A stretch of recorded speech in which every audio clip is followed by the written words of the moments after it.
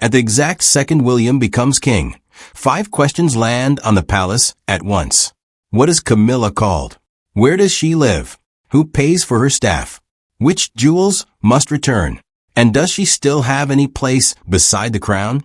There is no waiting for a coronation, no ceremonial vote, and no empty throne while officials prepare the answer. One reign ends. Another begins. Everything changes before the first flag is lowered. William is suddenly the sovereign. Catherine becomes the new king's consort. George moves directly behind his father, with Charlotte and Louis following him toward the crown. Yet the most politically delicate transformation belongs to the woman whose entire public position rested beside the previous monarch, Queen Camilla. 1 minute earlier, palace doors opened because she was the king's wife. Her precedence, household, ceremonial duties, and access to royal machinery flowed from Charles. 1 minute later, that machinery answers to William, and the woman replacing Camilla at its center is Catherine. But the first twist is not what Camilla loses. It is what William may be unable or unwilling to take. He cannot erase her identity with one signature. He cannot automatically seize private possessions, cancel every personal patronage, or pretend her years as queen never happened. Some changes occur through succession itself. Others would be fought out quietly through inventories, budgets, residence agreements, and decisions few people outside the household would ever see. Her palace rooms could be reviewed. Publicly supported staff could disappear one position at a time. Royal collection jewelry could return to the control of the new sovereign. Even her seat at a banquet could become a national signal.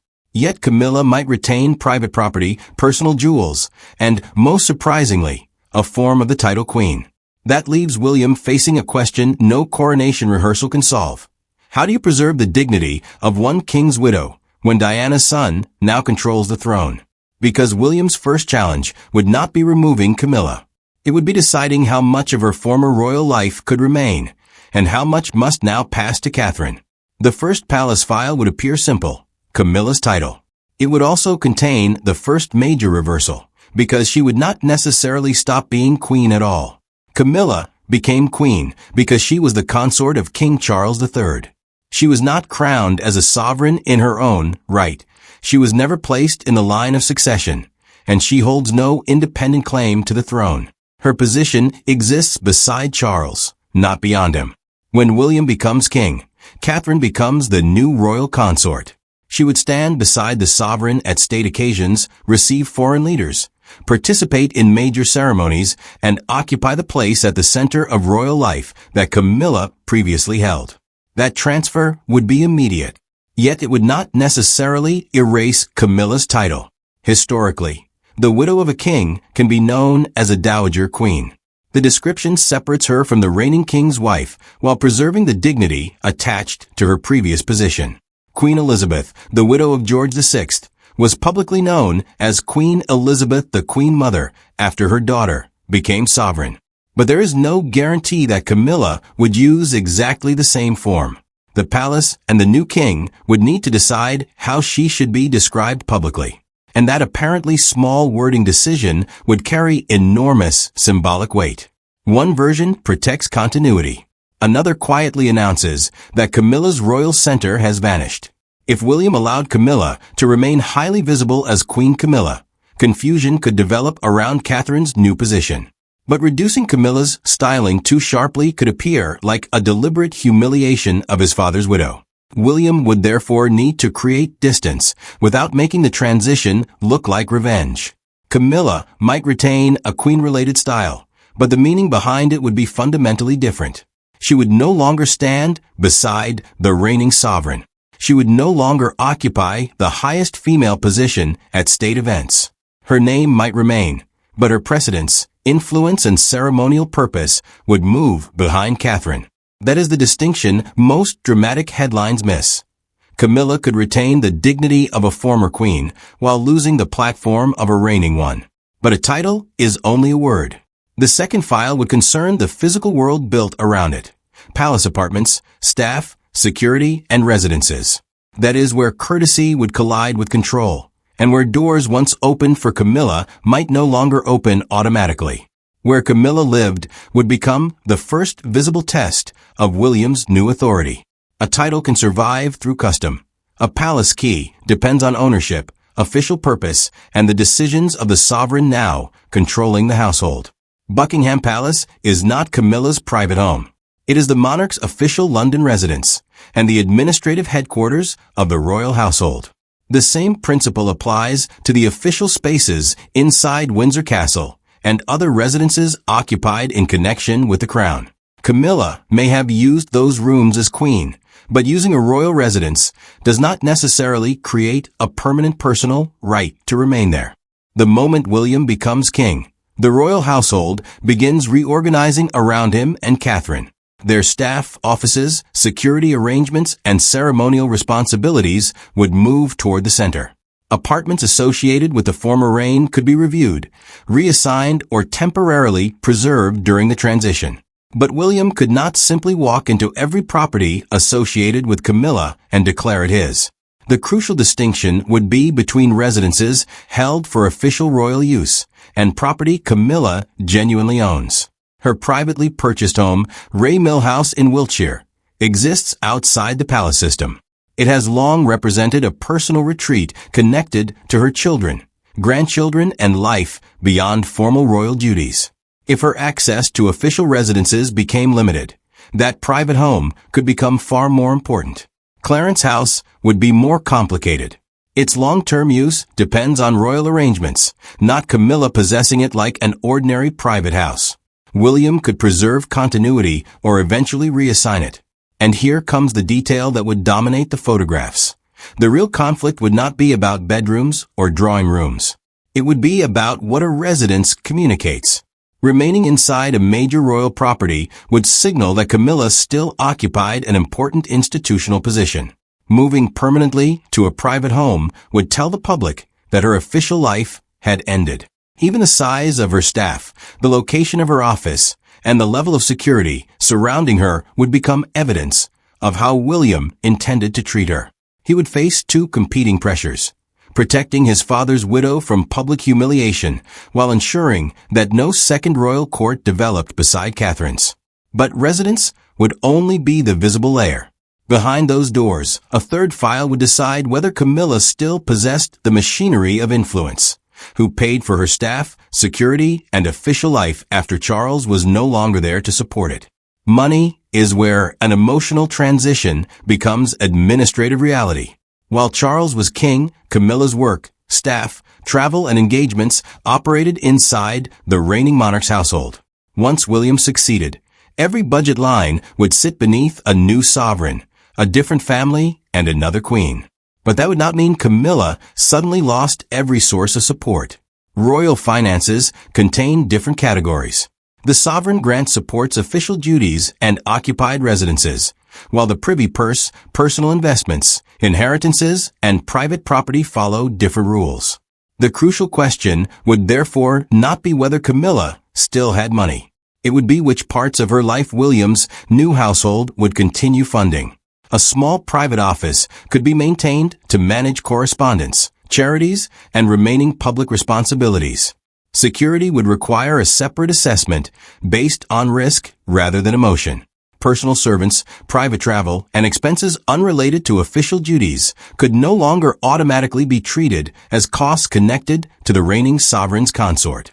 Every position would need justification, and every removed position would reduce influence without producing a single dramatic headline.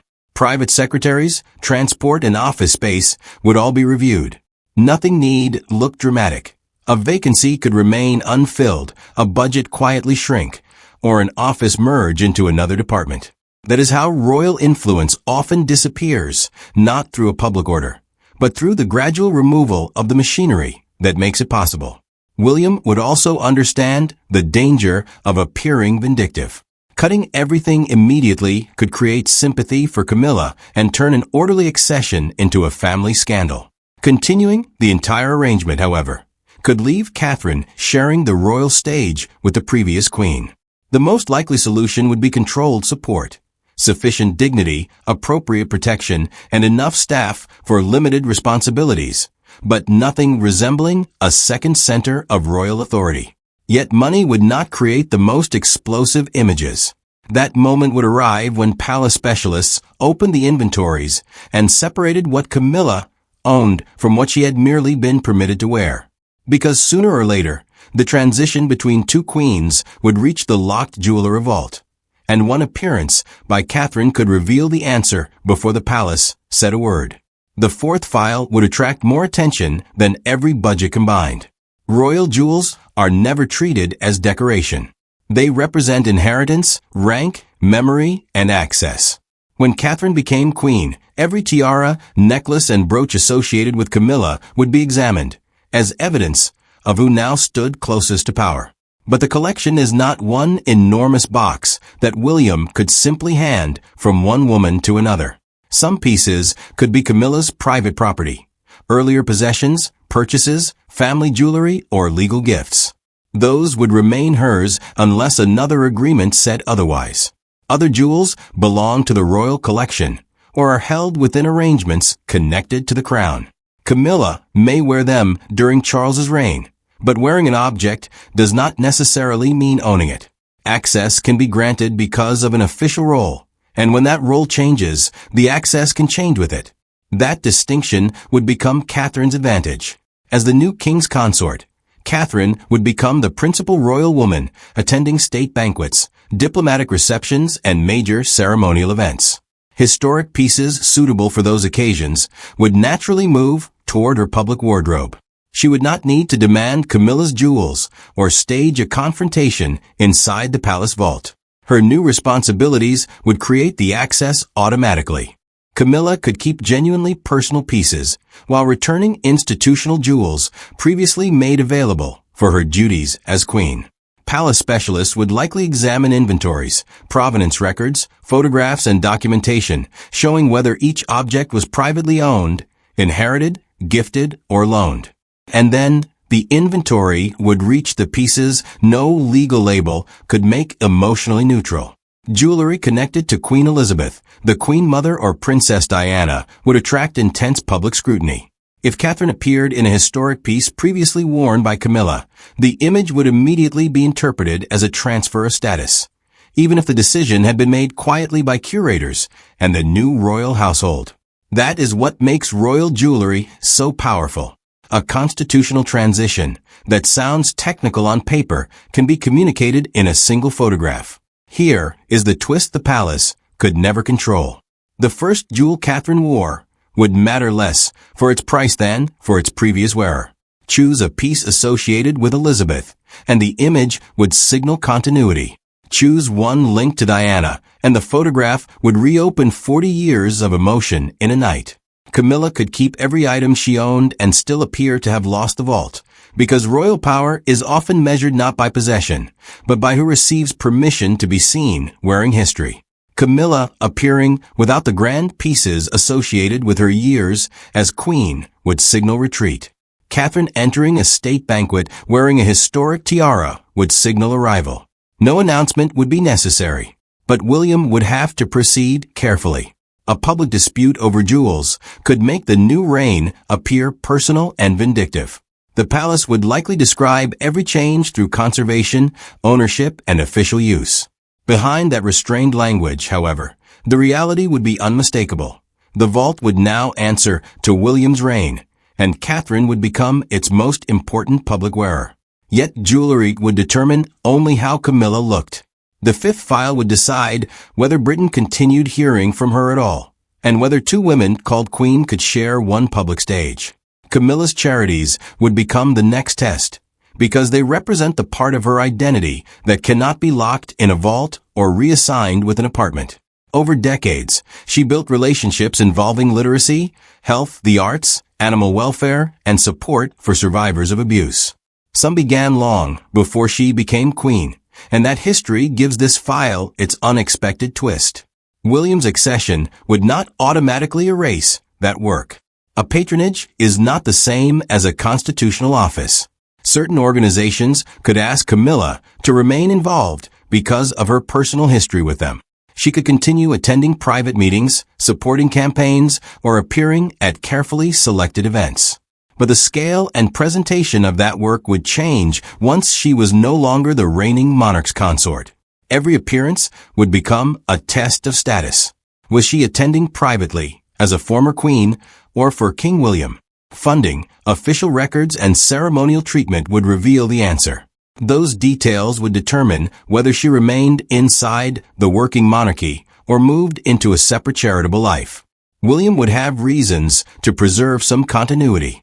Removing Camilla from every organization immediately could hurt charities that had relied on her attention.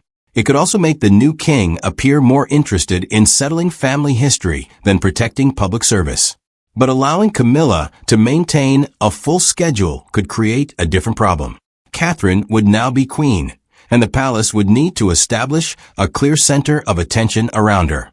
Two women operating with similar titles, staff, and public profiles could create confusion about who represented the new reign. The compromise would likely be selective visibility. Camilla could retain a smaller group of deeply personal causes, while surrendering patronages tied more directly to the sovereign's household. Her appearances could become less frequent, less ceremonial, and more independent. She would still have a platform, but it would no longer command the institutional machinery that once surrounded her. That difference would matter. Camilla might remain publicly respected, but she would no longer determine the direction of royal life. But no document could resolve the most sensitive question. After the titles, houses, budgets, jewels, and charities were assessed, one decision still belonged to William alone. How much space was he prepared to give his father's widow inside the monarchy he inherited? Imagine the first private briefing. 5 files on William's desk, each offering a lawful answer, but none offering a painless one. His decision about Camilla would reveal more about the new reign than any coronation speech. The law could make him king. It could not tell him how to manage the woman who stood beside his father and occupied such a complicated place in his own history. Constitutionally, Camilla could not challenge him. She would hold no independent authority over the crown, no position in the line of succession, and no automatic right to influence William's household. The new king would control official appointments, ceremonial participation, and the structure surrounding the monarchy's public work. Yet William could not treat the matter as an ordinary administrative change.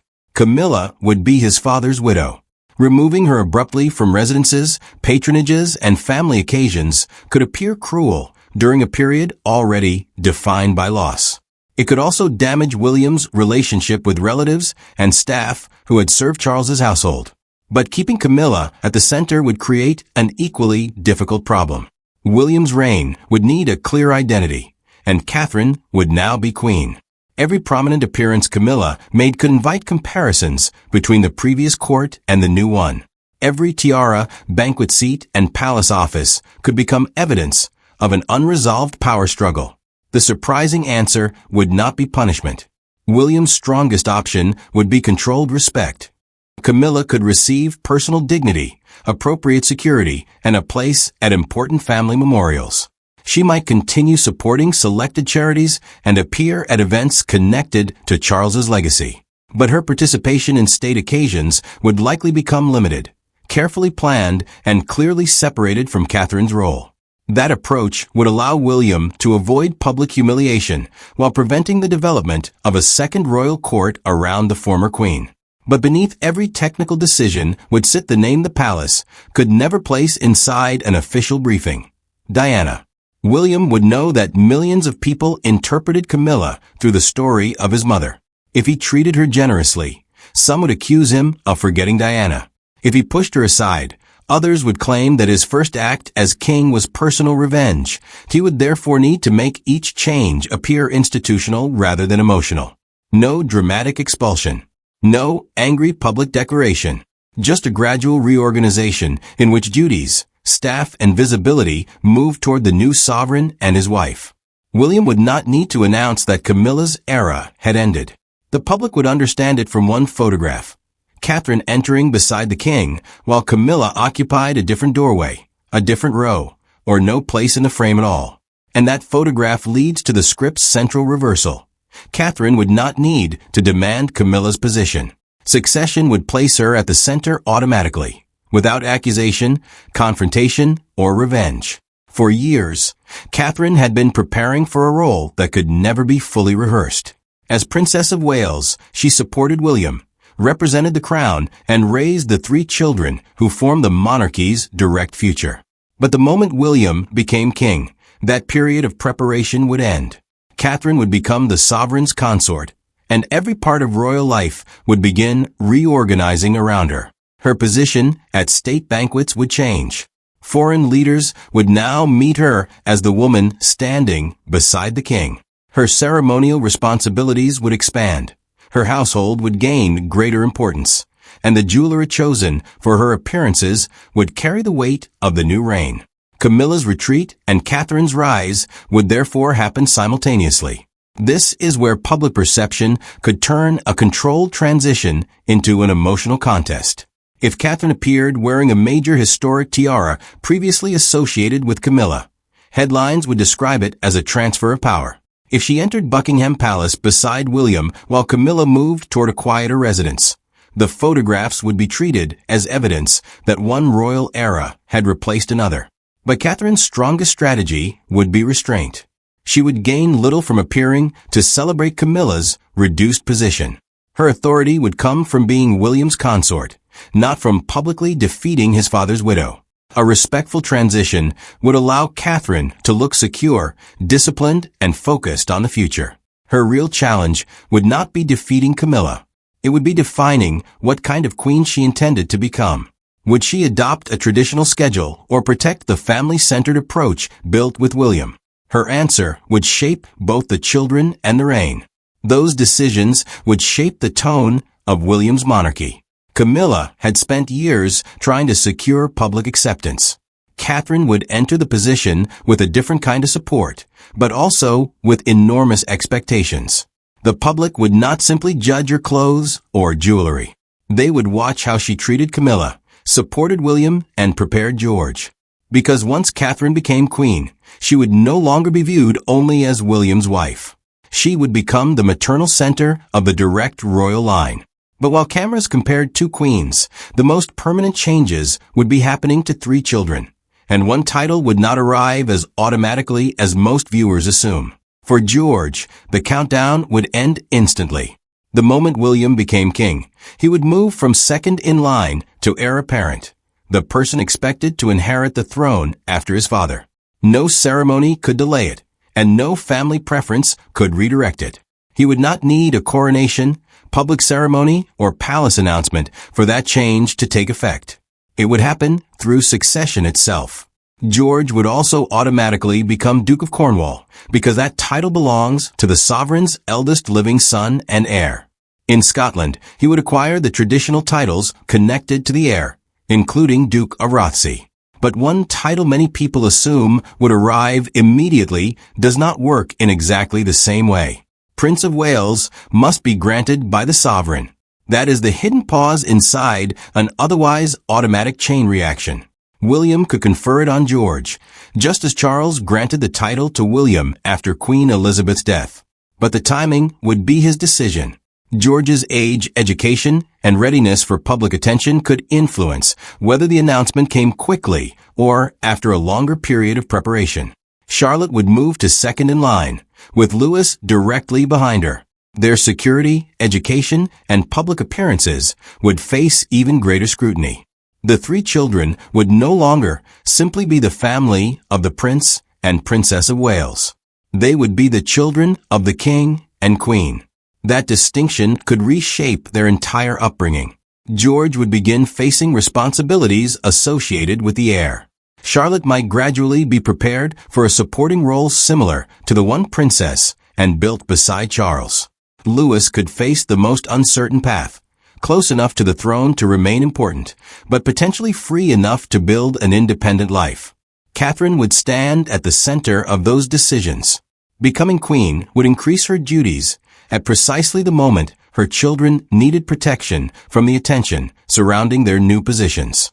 William would also need reliable working royals around him.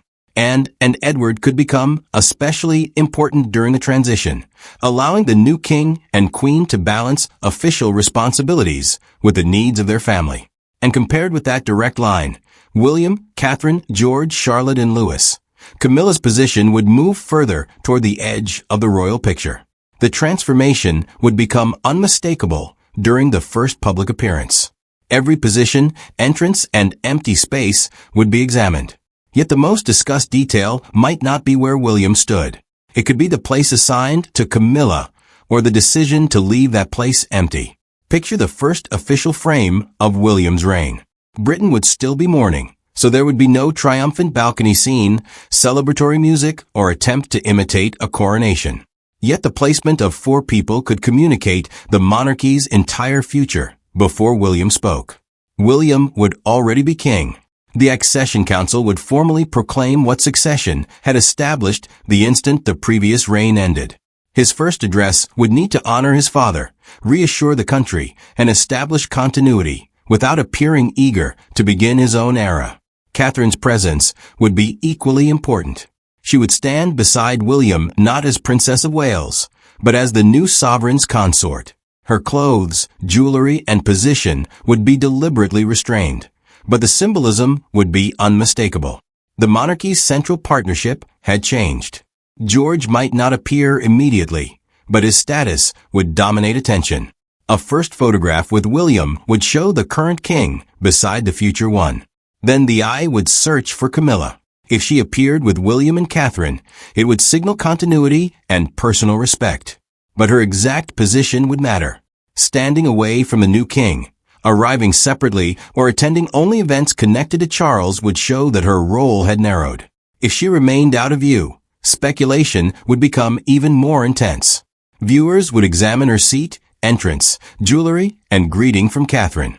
One protocol decision could generate days of headlines. William would understand this. His safest approach would be to include Camilla, where mourning and family duty made her presence appropriate, while keeping the machinery of accession centered unmistakably on himself and Catherine. No statement would need to announce that Camilla's influence had changed.